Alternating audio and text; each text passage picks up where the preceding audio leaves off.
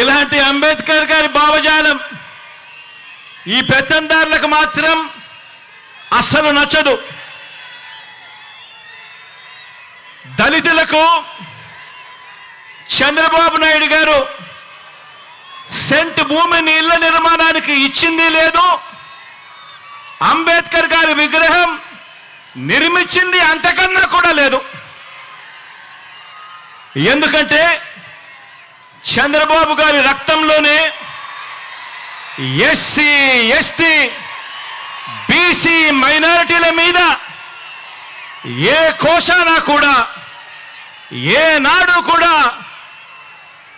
ఈ మనిషికి ప్రేమే లేదు. ఎస్సీలో పుట్టాలని ఎవరైనా అనుకుంటారా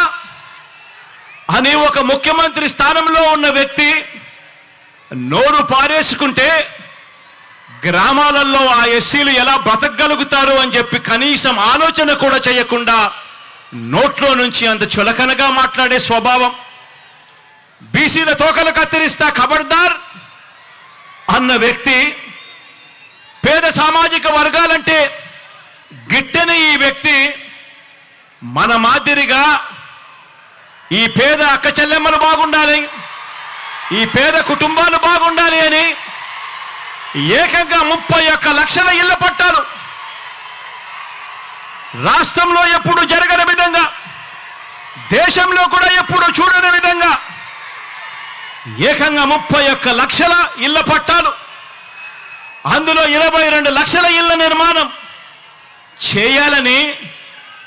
ఆ పెద్ద మనిషికి ఎందుకు అనిపిస్తుంది? పెత్తందారి పార్టీలకు, ఈ పెత్తందారి నాయకులకు చదువుకునే మన పేద పిల్లలకు ఒక అమ్మఒడి ఇవ్వాలని, ఓ విద్యా దీవెన ఇవ్వాలని,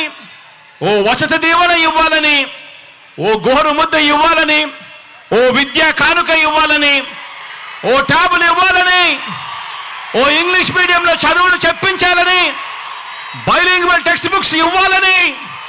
మన గవర్నమెంట్ బడులలో మన క్లాస్ రూమ్లలో డిజిటైజేషన్ జరగాలి అని, ఐఎఫ్పీలను ఏర్పాటు చేయాలని, నాడు నేడుతో మన చదువులు మన బడులు రూపురేఖలు మార్చాలి అని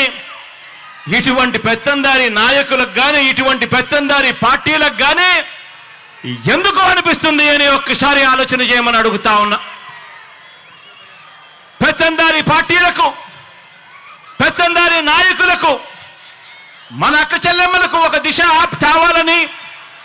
మన అక్క చెల్లెమ్మలకు ఒక అమ్మఒడి ఇవ్వాలని, మన అక్క చెల్లెమ్మలకు ఒక ఆసరా ఇవ్వాలని,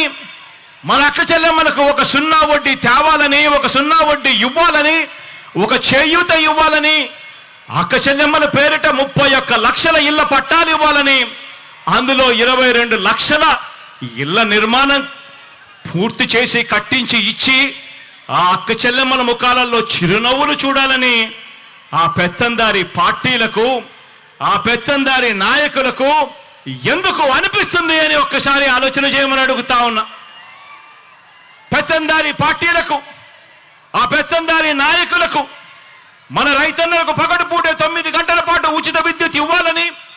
ఒక రైతు భరోసాతో రైతన్నను ఆదుకోవాలని,